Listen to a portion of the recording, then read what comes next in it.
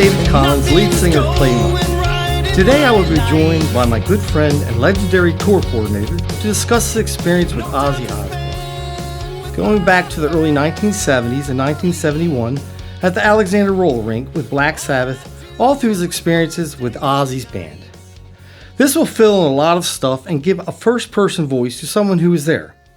Right now, ready to fill in the blanks, my good friend and the voice of all the Hammerjacks commercials, please welcome Bud Becker.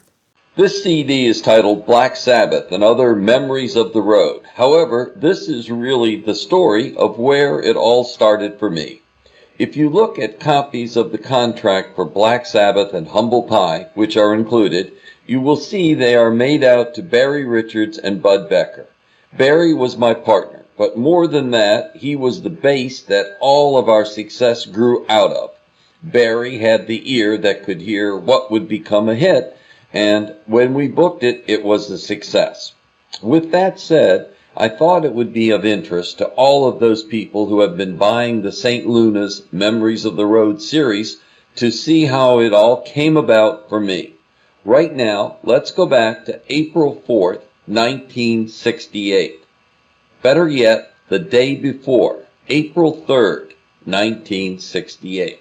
Barry Richards was on WUST-AM, the black soul station in Washington, D.C., and screaming out, "I'm the boss with the hot sauce," and playing soul music with intros like, "Wilson Pickett out of the thicket, ready to kick it, the wicked, wicked Mr. Pickett in the midnight hour." I was in Falls Church, Virginia, booking bands like December's Children, Penny Arcade, and Magic Rain, all playing AOR, album-oriented rock, or what was known in 1968 as underground. Barry and I met through a mutual friend, Jack Alex, J.A. the DJ, a couple of years before and became fast friends. Unfortunately, our musical business interests were at opposite ends of the spectrum, so we were just friends, each trying to convince the other that our musical tastes were best. Barry wanted me to get a haircut, and I wanted him to cut out the pomade. Anyway, when we talked on the evening of April 3rd, we had no idea how our worlds would change in the next 24 hours. To be exact, 6:01 p.m. on April 4th, when in Memphis, Tennessee, Martin Luther King was shot and killed by James Earl Ray. Barry was on the air when the news wires announced the murder, and all hell broke loose in Washington, D.C. They tried to burn down the city and martial law was declared. On the air in southeast Washington, D.C. was the boss with the hot sauce, the only white DJ on an all otherwise black radio station. After fighting his way out of the city with his T-Bird, sometimes taking to the sidewalks to avoid rock-throwing rioters, Barry made it to Cherry Hill, just outside College Park, Maryland. It was obvious Barry was not going to work at WUST the next day. Shortly after that, Barry called me and said he had found a small station in Gaithersburg, Maryland, WHMC-AM, that was willing to hire him to do a night shift playing underground music. What? You know nothing about this music. Do you even know who the Rolling Stones are? Barry said, "No, but you do, and I will figure out the rest." And that is how it started.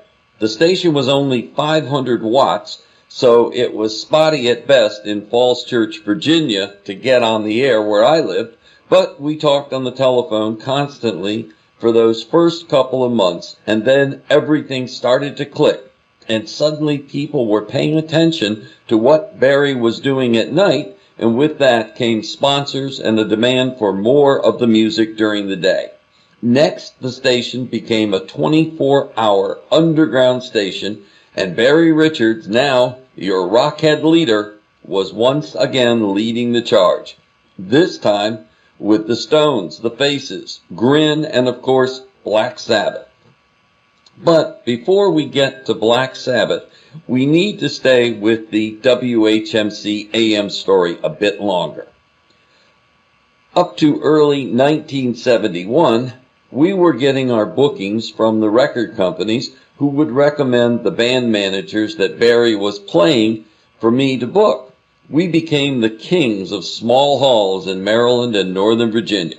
If there was a hall that would hold 300 or more, we could create a stage there, and we were there with a variety of acts you may have never heard of today, but were rocking in D.C. Halls like Wheaton Youth Center, Falls Church Community Center, Vienna Community Center, St. Albans Church, St. Andrew's Church, and of course, Church of the Holy Comforter, just to name a few. On a Saturday in February of 1971, we had booked an act, Sir Lord Baltimore, on Mercury Records, who Barry thought sounded like Led Zeppelin, and so did his listeners, who were bombarding the local record stores with requests for the album called Kingdom Come.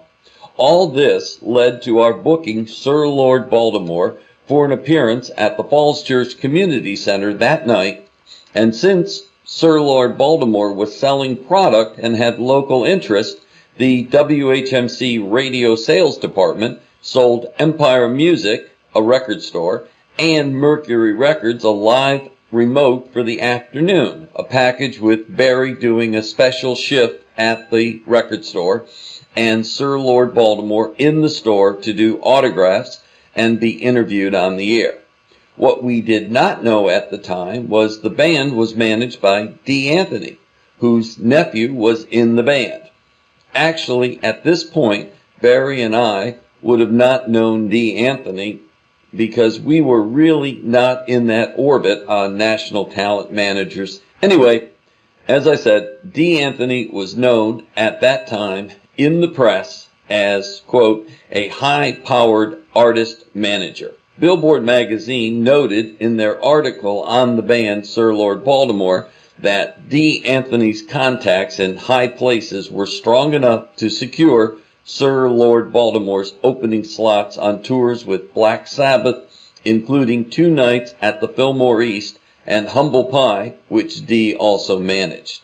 So, from there you get the idea. Anyway, Dee decided to accompany the band to Washington, D.C. to see what was going on. We first met that afternoon at the Empire Music Store on Upper Wisconsin Avenue. The remote was set up on a second floor overlooking the first floor store. Sitting there, Barry, Dee, and me, looking out on the store crowded with customers, and in particular, fans of this new band from New York City, Dee said in amazement, "Guys, this is unbelievable." Barry and I looked at Dee and said, "If you think this is great, wait till you get to the Falls Church Community Center tonight." That night, the Falls Church Community Center, where Barry and I promoted everyone from Bob Seger to Brownsville Station, the place was packed. Better than that, it was sold out, with over 1,000 fans inside and over 200 turned away at the door with the help of the Falls Church police. No riot, we just wanted to be on the safe side. Later, we went into the office that looked out on the audience from a windowed second floor. Dee saw the band and the packed hall and said to Barry and me, "You guys should be promoters." We looked at each other and said, "What do you mean, Dee?" Dee then took out a business card, got a pen, and wrote on the back a name and telephone number. He said, "Call this number on Monday afternoon and ask for Frank." There we were on Monday afternoon talking to our new best friend, Frank Barcelona, the head of Premier Talent Agency, the top rock agency in the country, maybe in the world, in February of 1971. Because of Dee Anthony's recommendation, we were offered the Black Sabbath and Humble Pie date in Washington, D.C. It also helped that Barry had a gold record from Warner Brothers Records for Paranoid, which he helped break, and in addition, Dee Anthony was the manager of Humble Pie. We got the contracts, which St. Luna has enclosed. The contract with Black Sabbath is important to this CD, so keep it handy for reference. Anyway, let's talk about what went into our first real major concert, which made Barry and me officially promoters in Washington, D.C., joining a very exclusive club. The first thing here to talk about is money. Up to this point, we had done small halls, requiring very little, if any, upfront monies. We just paid the acts and the halls on the night of, and the advertising, for the most part, was on the radio station, WHMC. Now we were faced with band deposits, which, as you can see on the contracts, was $2,500 for Black Sabbath by March 30th, and also $500 for Humble Pie. There was an assortment of upfront costs that we had to cover, and between us, we had approximately $4,000 on hand. So what we did was float the show. This is probably the most dangerous thing a promoter can do other than playing Russian roulette with a lead singer. How this worked in 1971, all tickets were sold at local outlets, record stores, clothing boutiques, and head shops. The format was to put 30 tickets at a time into an outlet. Every few days, go out and collect the cash, give the store a receipt for the money, and put another 30 tickets in the store. With an advance of $4, this would bring in $120 times 10 outlets. That would put $1,200 into the account, which technically should not be spent until the night of the show. In case the show was canceled, the promoter would have to use that money for refunds. Instead, we paid bills and spun the cylinder, hoping the bullet would not land in the chamber we had pointed at our heads. So that was how Barry and I got through to the show date of April 4th, 1971. Here are some other interesting facts about this show. My stage manager was Bert Holman, who is now the manager of the Allman Brothers Band, and fortunately still a good friend. He held it all together backstage while I was dealing with box office and finances. We met in 1970 when he was a student at American University and I was booking all the national talent for the colleges. The other thing about this show was the era we were in. This was the time of free concerts, and some of the promoters were having trouble with gangs of people standing around outside a concert instead of buying tickets, trying to storm the venue and break down the doors and free the concert for the people. The security was off-duty police and private security services, no match for this mob. I had a friend in Washington, D.C., Michael Schreibman, who, if it had not been for bad luck, would have no luck. He was handling a Chuck Berry concert at Lisner Auditorium on George Washington University campus, and there was a riot outside the hall, and his VW was torched that night. Just before we decided to accept the Black Sabbath date, Michael had a Mountain and Mylon concert date at Catholic University, and I had never seen this before. A group picked up a telephone pole and bashed in an exit door and freed the concert. Unbelievable. Anyway, I had several ideas of my own on how to combat this. First was to close down the box office in the building so no one could get close to the front doors where the entrance to the hall was without a ticket. The second most important thing about the Alexandria roller rink was it was a two-story structure with the rink entrance and exit doors on the second floor, meaning anyone trying to bogart, the term they used for freeing the concerts, would have to climb one set of stairs. I went out and hired canine dogs and their handlers and put them on both sides of the building on the landings. No one could get up the exit stairs unless they wanted to talk to a very unfriendly German Shepherd.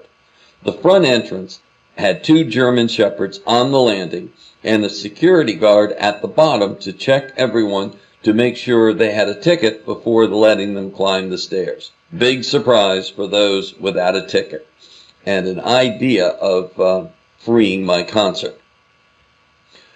In front of the building was a panel van where we were selling tickets out of the passenger side with Barry and me in the back to count the cash as it came in.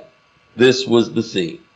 Barry and me hunched in the back of the van counting money and Bert running the show inside. Now we come back to the contract. The contract calls for Black Sabbath to do one 60-minute show with the option for a second show with a "see the rider" notation on it. The rider is attached with crossouts. The original rider called for a $3,000 fee. We agreed verbally and in writing on a 50-50 split on the second show. However, we agreed verbally that we would guarantee a 60% sellout. This meant that the minimum the band would walk out with for a second show was $6,750, which was 60% of the gross potential stated on the contract of $22,500. So once we committed to the second show, we were on the hook for $6,750. We felt very confident based on our advanced sales. We started the second show before April 4th, so we were well on our way, knowing everyone that wanted to go had no choice since the first show was sold out. Anyway, everything was going great. The dogs were doing their job. No problems with anyone picking up a telephone pole. Bert was in total control of the stage, and the first show went off without a hitch. And we were clearing the hall. They had what they called a billy goat. It was an industrial vacuum cleaner that would pick up anything on the floor, including a passed-out concert goer. Just kidding, I think. Anyway, Barry and I were happily selling tickets in the van, and the doors had opened, and it was just about time for Humble Pie to go on, and one of Bert's stagehands came out to the van and said we needed to come inside, there was a problem. Barry and I got our stuff and left my office assistant in charge of the rest of the money. We were still selling tickets at that point, and we walked into the hall, and it was about half full, which is what we projected, no problem. Then we get backstage, and Bert comes up and says Black Sabbath is refusing to go on because the hall is not 60% sold out, which is what we agreed to. No problem. Barry and I had anticipated this when we put the deal together for the second show. Once we had over $7,000 in ticket sales, everything else would be profit, no matter. We would pay them based on 60% tickets sold. We went back into the dressing room. Actually, it was the room where they stored the skates, and we put a porta potty in there so the bands would not have to use the public facilities, and Barry looked up the manager and said, no problem. We have your $6,750 right here for your 60% sellout. No, that was not the problem. Black Sabbath informed us there were not enough people out there for them to perform for. Unbelievable. We had approximately 2,500 concert goers in a general admission setting, ready to rock and roll, and Black Sabbath thought we were going to go out and tell them the concert was off because there was not enough of them for Black Sabbath to play for. Well, Barry started to talk the talk. In the meantime, I told Bert to start the show with Humble Pie. This conversation between Barry and the band and management went on for the entire time of Steve Marriott and Peter Frampton and the rest of Humble Pie's set, and no change in attitude from Black Sabbath. Bert came back in. I told him they were still in discussion. Go ahead and switch the equipment, which he did. Then he came back in and informed Barry and me everything was set and the crowd was getting a bit antsy. Here we come to the dramatic part of this rock and roll story. One of the reasons I mentioned Bert, aside from the fact he was one of the best stage managers ever, he is still alive and well and can bear witness to what happened next. Barry Richards, my heavy head leader, formerly the boss with the hot sauce, set his attaché case down on top of a trap case in the dressing room, snapped the clasps open, reached into the attaché case, pulled out a .22 caliber pistol, turned, pointed it directly at the band, and said, You will get out on that stage and perform, or I will blow your balls off right here."